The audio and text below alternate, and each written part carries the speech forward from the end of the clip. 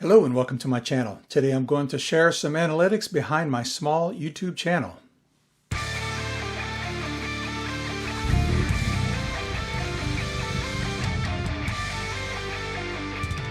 Welcome back and thanks for being here. When I was curious to know how much money a small YouTube channel makes, most of the small channels that were reporting their incomes had 10,000 to 20,000 subscribers. I guess that's small when compared to very successful channels, but I want to show you what a truly small channel makes. I recently surpassed 4,000 subscribers and thought I'd share some details behind the scenes of a smaller YouTube channel. But first, some background. I've been writing web pages about my cars since 1998. My first site was StealthGTI.com, which was quite popular due to a very scarce availability of VW diesel-centric content at the time. My current site is StealthGTI.com. Learn more in the About tab on my channel or on my introduction video. I've been blogging about my Volkswagens for a long time, but it didn't take long for me to conclude that videos have become more popular than websites for consuming lifestyle information. So I created this channel in 2017 and began my journey in YouTube by duplicating some of my blog entries in video format. My upload tempo was very slow, perhaps 1 or 2 videos per month, usually less. After nearly 2 years and with modest subscriber growth, I uploaded my 3-year anniversary video. It unexpectedly took off and quickly propelled me to over 1,000 subscribers. Having more than 1,000 subscribers and over 4,000 hours of annual watch time made my channel eligible for monetization. That's when things changed. With the explosion of my 3-year video, my first reaction was to create a follow-up video to say thank you and to address some of the comments that were left on that video. I also began to notice more activity on the 25 other videos that I had quietly uploaded over the previous 2 years. When my first deposit arrived from Google, who owns YouTube, I felt compelled to upload more videos as a way to earn my paycheck here. At that point, I decided to do my best to maintain a weekly upload schedule. So far, I've managed to find something to share each week. For the record, I didn't share this video to brag or to submit myself to any sort of false accountability. Instead, I'm sharing this to perhaps help some new YouTubers and to dispel any myths that we YouTubers are all making money hand over fist. Of course, I recognize that some YouTubers cater to and reach a broad audience and, as a result, make enough money to earn a full-time living. This is especially true of self-improvement, lifestyle, finance, and other channels that appeal to broad audiences, and certainly channels that have sponsors, which I don't. However, my channel's niche is far too narrow for that. Let's face it, Volkswagen enthusiasts make up a very small portion of the YouTube community, and GTI owners are a small portion of that. My brand of enthusiasm for stereo upgrades, ham radio equipment, and small car towing is definitely very small. I make money on YouTube, but not nearly enough to earn a living. Not even close. So I won't be quitting my day job anytime soon. If you're curious, I'm a technical writer who writes maintenance procedures for electronics equipment. For the most part, engineers write technical manuals, but it'd be very expensive to pay an engineer to write procedures for technicians. Plus, I don't think they necessarily speak at the technician's level. So I'm the guy who reads the engineering speak and then translates it into easy-to-follow steps with photographs for a technician. If you use a service manual for your vehicle or anything else, odds are good that you've read the work of a technical writer. All right, you're waiting to learn what my channel makes on YouTube. How rich is this empire making me? I released my 3-year video on November 14th of last year, and at the time I had about 600 subscribers. I surpassed 1,000 subscribers just 11 days later and immediately began to earn money. I earned $300 in the last 5 days of November and then another $375 in December, almost entirely because of that video. That video really took off for me. Some described it as viral, but perhaps micro-viral is a better descriptor. I think I've read that ads pay more during the holidays, so I wasn't surprised to average closer to $220 a month since then. You can see a slump in April and May, which I think most YouTubers experience due to world events. Prior to November, my most popular videos were the Helix sound system video and the Vibrant Resonator video. After November 14th, the 3-year video spiked and maintained a lot of popularity for several months. Oddly enough, my rooftop cargo box pros and cons video was second most popular and began to surpass my 3-year video in May. I think a lot of people who had been cooped up all spring were ready to hit the road, and they were researching some cargo carrying options. I plan to do a follow-up video on my cargo box.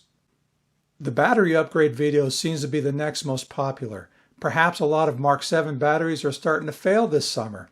In contrast, my ham radio postings are the most popular by far on my Instagram account.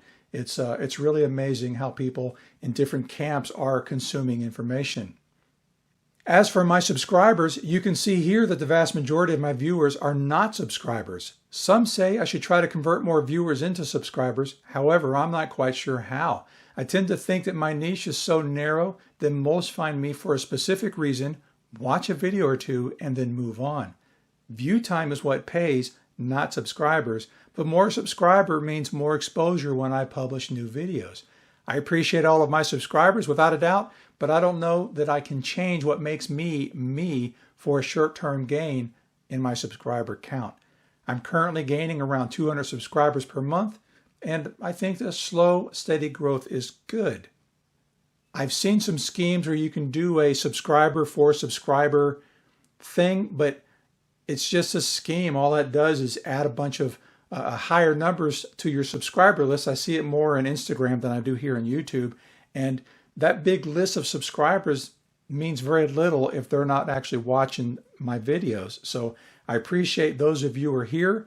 I tend to think that most of my subscribers actually watch my videos. At least I hope that's the case. I'd rather have fewer subscribers and more viewers than a whole lot of subscribers who don't watch my videos. Most of my viewers are in the United States, but not as many as I thought. Less than half are in the US. Next is the United Kingdom, then Canada, and then Australia. Not surprisingly, those are countries where English is the primary language. There are plenty of other countries on the list, but each of those countries represent less than 1% of my viewers. Obviously, English-speaking countries are my most popular demographic. I don't work to attract a worldwide audience. I just do me, and I seem to appeal mostly to English speakers, which is understandable. Here you can see that most of my viewers are in the 25 to 44-year-old bracket. So most of you are younger than me, but that probably represents the highest demographic for GTI owners. Not a surprise at all, the vast majority of my viewers are men. Statistically, I would have thought that there'd be a less lopsided balance, but car scenes have been dominated by men for a long time. I've long thought that more women will join our enthusiast community if more men would treat them as fellow enthusiasts instead of somebody they'd like to have hold their torque wrench. With that said, I suspect the vast majority of GTI owners are also men, though I don't have accurate figures on that. And YouTube is a bit of an equalizer for women. There are a lot of female-driven automotive channels out there, and they're good, but I'm not sure if there are any GTI-centric channels. Regardless, women are able to create their own content on YouTube, and perhaps women are gravitating toward those channels instead of mine. I'm not sure. Either way, I'm certainly not going to hold it against women. If I don't appeal to them, that's okay. Here's a surprise. Most of my viewers watch from a mobile device, and I guess that makes sense. I mean, we're stuck in our phones far more now than ever before. But the views versus watch time show that clicking is more convenient on a phone, while watch time is more comfortable on a computer and even more comfortable on a smart TV. I'm old school. I tend to watch YouTube and other entertainment on a computer. I've got a nice 40-inch flat screen on my desk, and that's where I like to watch. I've got high quality sound. And on a phone, no, not so much. Now, some people like to watch on a smart TV, and those who watch on a TV may be sitting on a couch, which is even more comfortable than an office chair. They might be eating dinner or something. So perhaps they're more likely to watch to the end. But smart TV watchers have the highest view time. So what am I doing with the money? As I said, I'd like to roll it all back into the channel, hopefully to improve my content. Of course, money isn't going to make me a better presenter, but it might fuel some ideas. I have some things I'd like to do, but some of these ideas cost money. So far, I've been using my YouTube money to buy video editing software, camera and lighting equipment, and small purchases for the car or trailers. I could say that I used the money to buy my catback exhaust, but the channel hasn't made that much money. Not yet anyway. My account has almost enough in it to pay myself back for the exhaust, but I'm not fooling myself into thinking that I can ever make back what I've spent on my car before I was monetized. For now, a channel-funded turbo upgrade is out of the question. By the time my StealthGTI account has enough money to fund a turbo swap and programming, it may be time for a different car. We'll see. I also generate income through Amazon. That started years ago on my website, StealthGTI.com. I think we've all seen websites with annoying pop-up ads, and I definitely don't want that on StealthGTI.com, nor that I have them on my other websites. I pay extra to ensure my visitors are not subjected to ads, and that's a little ironic since many of you see ads here in YouTube. But this predates my accounts with YouTube. Anyway, I started with a website plan that costs about $50 a year, and later I learned about Amazon affiliates. Amazon affiliates allows me to place links on my website and on these videos, and they point to the exact products that I use. If someone clicks on one of my links and then buys a product from Amazon during their visit, I get a small commission from Amazon to say thanks. I think it varies between 1%, 5%, 6%. I don't know if it goes any higher than that, but we're not talking about a lot of money, just enough to build up and say thanks. There's no cost to my visitors. The money comes from Amazon, so don't be hesitant to click on any Amazon affiliate links either here or on anybody else's channel. When I started, I figured I'd be pleased if the affiliate program sent me enough money to pay for my website. I averaged $30 a month in 2019, and I'm averaging $50 a month in 2020. I've upgraded my website to a business plan that costs about $300 a year. I ordinarily wouldn't pay so much for a website, but I figured I'd roll my Amazon affiliate earnings back into the website. Now I guess it's time for the income to accumulate until I find something interesting to buy for the channel. Again, I want to use any money earned by StealthGTI on the channel itself. So far, every product that I've shared or reviewed has been something that I purchased with my personal funds and as I've needed the item. The only exception was a rooftop cargo bag that I reviewed last year. I agreed to review that bag so that I can try my hand at a paid endorsement and to test myself in front of the camera. Today, I see myself evaluating only the products that I genuinely believe will be a benefit to my viewers. So what have I not covered that you'd like to know about this channel? I hope that my limited experience here can give new YouTubers an idea of what their small monetized channel may do in the future. My appeal is narrow, but your new channel with broad appeal and quality content will perform better than this channel. I hope to continue to grow, and perhaps with some new types of content.